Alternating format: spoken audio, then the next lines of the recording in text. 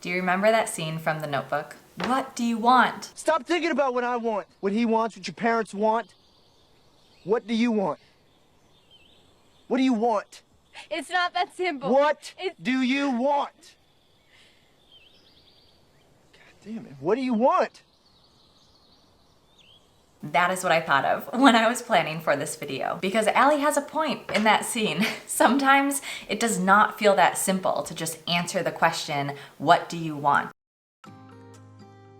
Especially if that question is related to life as a whole. What do I want in life? Or when there's so many possibilities for what program to choose or where to live or who to choose as a life partner. There's so many options that sometimes this question, what do you want, feels overwhelming rather than exciting. So whether you're trying to figure out what you want to do now that kids have left the home, what you want in a life partner, or what you want for dinner, I have 3 steps for you today so that you can find clarity on what you want and then start yourself on the right track so you can get what you want. And after sharing these 3 steps, I will show you what these steps look like in the real world by sharing a personal story on how I clarified what I wanted and got what I wanted, even though at the time I was feeling quite lost, frustrated, and confused when I was in the only positive psych PhD program in the country, but was starting to feel I wanted to be somewhere else. Step 1 is to clear the way. In many of my recent videos, I've talked about why this is so important and why missing this step is actually the one that keeps so many people stuck in places of indecision or lacking clarity or unfulfillment in life.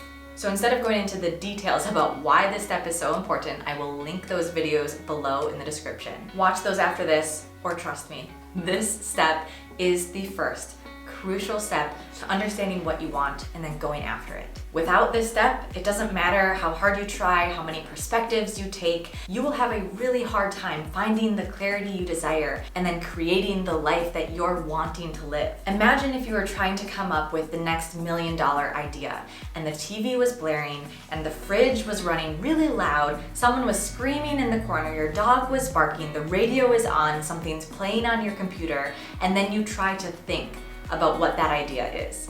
There's so much chaos going on that even if you're not consciously tuning into each of those pieces of noise, many aspects of you are tuning in to some degree, which makes your ability to focus, to get creative, to feel clear about what you want really difficult. So we gotta find the space and clear out what is causing at least the vast majority of the noise. Meditation, yoga, taking a walk, those are all really common practices to clearing the mind, clearing away your typical surroundings and creating that space for you. You can also journal, you can reserve time for yourself like a weekly coffee date, you can explore breathwork classes or hire a coach like myself, you can take a nap to clear your mind that literally refreshes your brain and clears out the clutter that stays stuck otherwise. Heck, you could even stare at a blank wall. Something that gets you to a place where you feel like, again, the vast majority of that noise is cleared away for at least a few minutes. And it's optimal if this is done over time. So don't expect this piece of clarity to come in an instant in that first minute that you've cleared away all the clutter. Oftentimes you need some time to de-stress, to unwind, and to ground yourself into this new, more calm and centered place.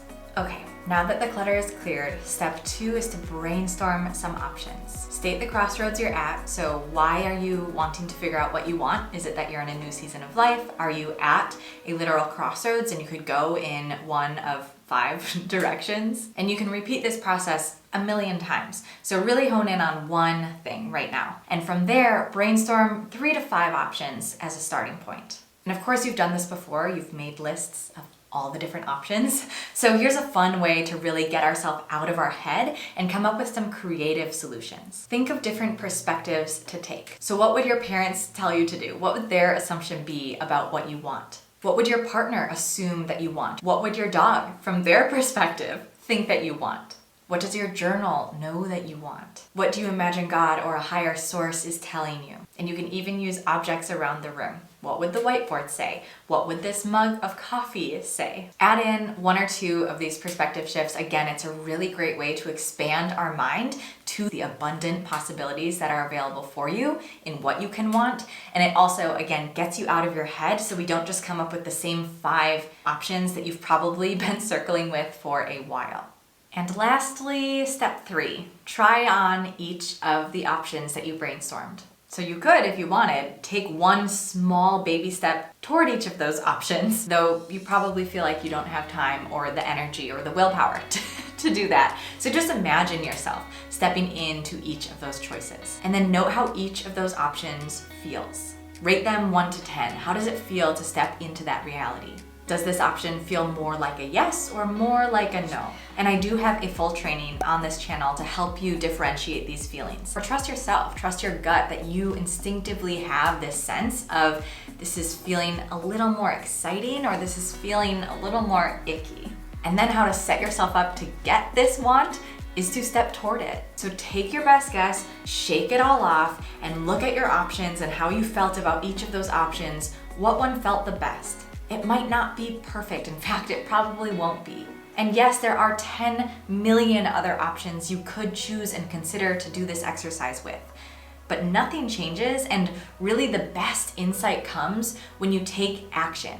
If you want, after taking that action toward your best guess, you can always come back to this exercise, brainstorm new options, step into them, and then take a new best guess. But if you stay in this reflective mode forever, you're gonna stay in this reflective mode forever and never start creating what you want, and really, in my experience, never getting that clarity on what you want. Because action, and when we really bring it into the real world, gives us the quickest and the most true experiences of whether we are sincerely, genuinely wanting something or if it's not feeling aligned. So again, shake it off, get out of your head, trust the feelings you just had, and choose your top choice.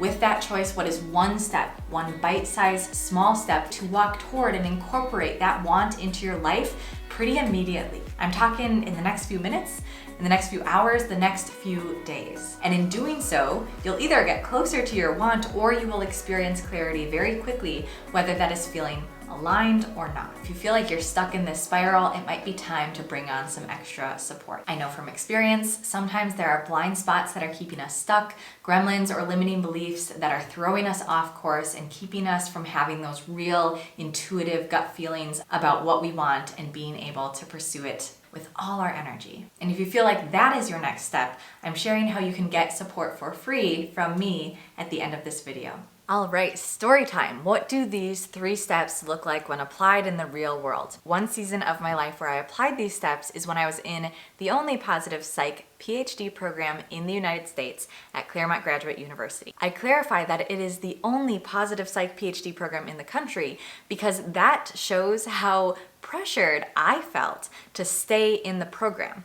Yet, I was getting hints little by little just during that first semester there that maybe I didn't want to stay in that program. It was projected to be about a 7-year program. And what I was discovering, which of course makes sense in hindsight, is that a PhD program is very research focused. And what I was really passionate about was applying the positive psych practices with clients, with speaking events, with trainings, directly with other individuals to make their life better using positive psych. So I was feeling very conflicted because of the pressures, perceived and real, around me to stay in the program, and yet there was this inner guide that was telling me, I think something needs to change. So step 1, creating space.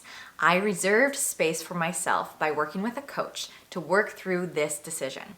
If I hadn't hired a coach, I know I would have gotten overwhelmed by all the opinions, not only from those around me, but also from within me. There were pressures and expectations I had set on myself to stay in this program, and my gut told me that without some sort of external accountability to start listening to my heart, to that gut feeling, then I would just continue down the status quo, continue on the PhD track, and ultimately be unfulfilled, unhappy, probably resentful, very stressed, and not well. And none of that sounds good. Another way I created space was by coloring, which seems kind of random, but when I think back to that time, I remember being even surprised by myself that I would sit down in a cafe or in the library and color my adult coloring book that my mom got me. Thank you, Mom. At the time, I wasn't consciously doing this, but I really believe this was my way to just get out of my mind, to get out of all the pressures or overwhelm or pro-con lists and just let something flow. Just let myself be, just let my mind rest, let my emotions rest, and just color a piece of paper. It sounds simple, but that's how simple it can be for you as well. Do anything that helps you to just calm down, create space, and turn down the volume of so many things, including your inner dialogue. Step 2, consider the possibilities. This wasn't just stay in the PhD program or leave the PhD program.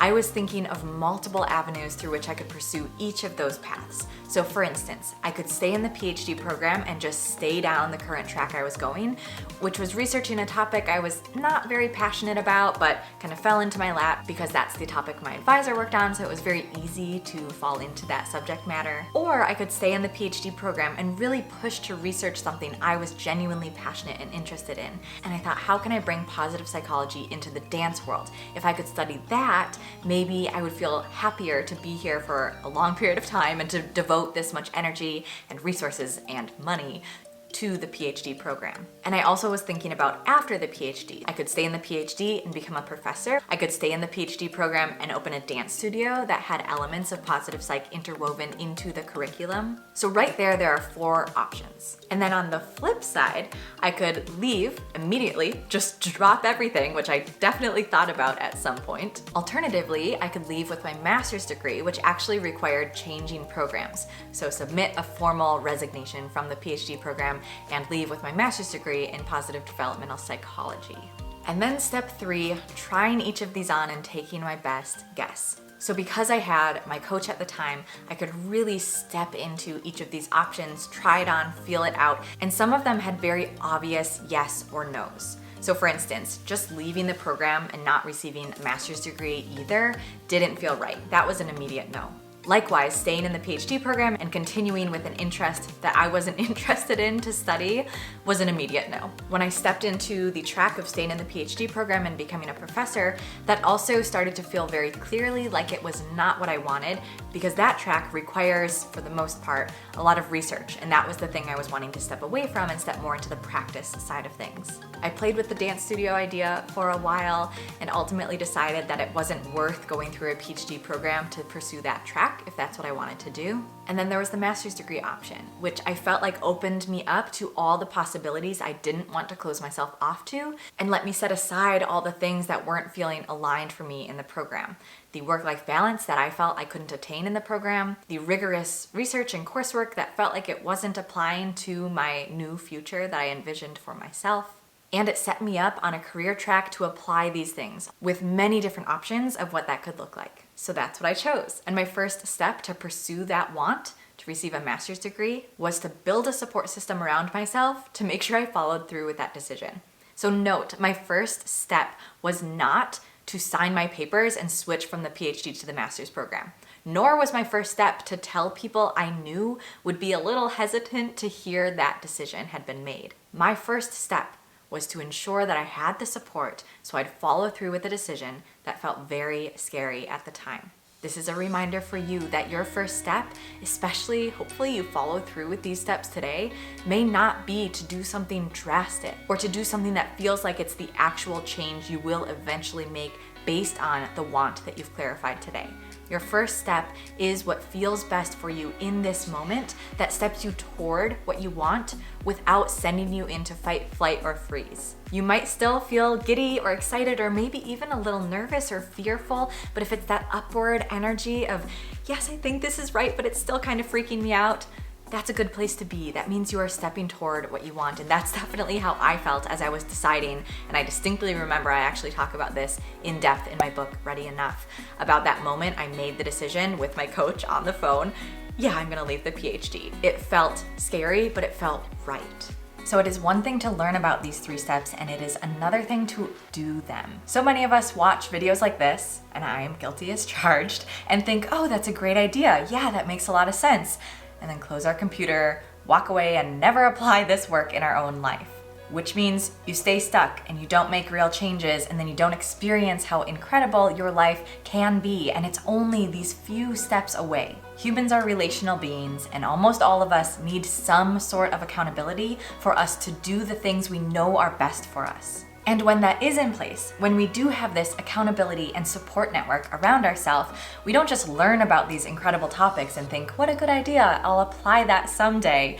We apply them into our life and then start to see the results of that application. You have light bulb moments and understand why you're feeling resentful for your family or current situation. You experience what it's like to tame the inner critic and live with more freedom and lightness in your life. You build real confidence and know you are worthy of that raise, and then ask for it and receive it and start earning more money without changing anything else besides that one courageous act. You start that long-time hobby, you get better at the skill you've wanted to improve for years, you make more money, you have healthier relationships, you feel satisfied and proud of the life that you are creating. You let go of past crap that's keeping you stuck, and you grow and evolve and open yourself to a whole world of possibilities that aren't there if you don't do these practices. And I'm not pulling these outcomes from thin air. All of these have been experienced by members of my group coaching program, where members talk about the very subjects I share on YouTube and actually apply them because they've structured a support system around themselves, including myself as their coach, weekly group coaching calls, and all of these topics broken down into one subject matter at a time, 1 month at a time, with weekly short activities so that you can apply them into your life no matter how busy you are. And what happens when you apply small bite-sized change?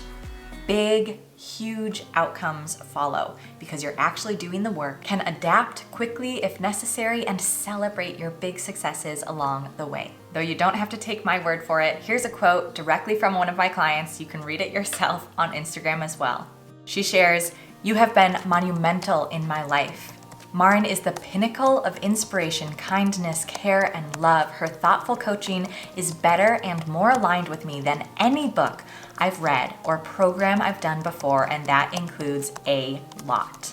Marin and the Yes and Experience, which is my group coaching program, is the real deal. Among so many programs and courses and books, many that are well-meaning and come from a genuine desire to serve and help people, Marin is literally the only one who hasn't made me feel less than or like a before picture. With Marin's guidance, I feel like I'm finally recognizing myself as the big, bold, truest, most magnificent me, and that I'm actually an ever-evolving after picture, that my life is simply coming into more and more focus every day. I cannot speak highly enough. And here's the best part. There is zero risk for you to try what Jordan is talking about. I host a free group coaching call every single month, so I have the link in the description below for you to sign up right away, built in that accountability. On that call, we talk about some of the topics I've covered over the last few weeks on YouTube, and I answer your direct questions and celebrate your direct desires that you are currently having in your life, that you want support with, or that you want to just hold in a supportive space. Immediately on that 1-hour call, you will feel the difference of feeling more nourished, feeling more fulfilled, feeling more excited and hopeful for your future, with more actionable practices, this time directly related to what you are currently struggling with or celebrating or going after, so you can start enjoying the very results I shared with you that so many of my clients are already enjoying today. Do yourself a favor, sign up for that call. It's free, and I really look forward to seeing you there. For more trainings based in positive psych and coaching practices, subscribe to this channel. I release a new video every Tuesday. And if you liked this video, give it a like, comment your insights and takeaways below. I respond to everyone, and I look forward to connecting you in that capacity until that free group coaching call. See you then.